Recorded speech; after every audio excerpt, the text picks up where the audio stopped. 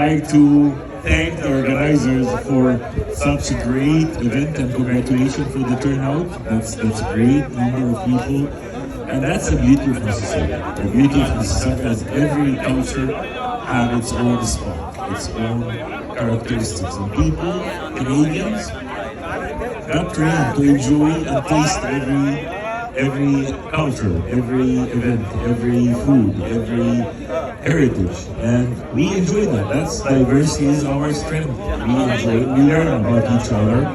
When we came to Canada, maybe I knew a couple of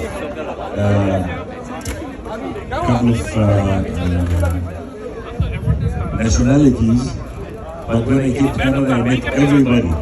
So it was an opportunity to learn about history, about heritage, about music, food, fashion, arts of everybody. And that's what we enjoy, and myself I enjoy it. It's not my portfolio, multiculturalism is my portfolio, but this is really what I enjoy doing. So thank you very much for inviting me. I have a token of appreciation for the organizers. If you can ask them to come forward to receive the certificate.